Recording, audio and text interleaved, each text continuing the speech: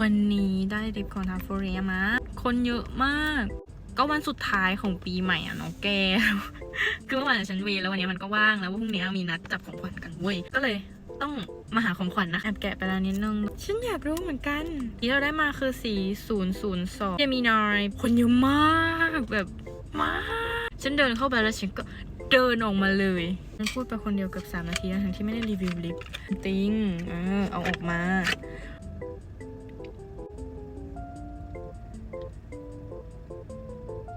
สีมันสวยกว่าที่คิดเว้ยตอนแรกอ่ะมันดูอ่อนมากใช่ไหมสีมันก็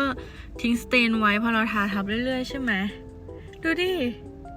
เฮ้ย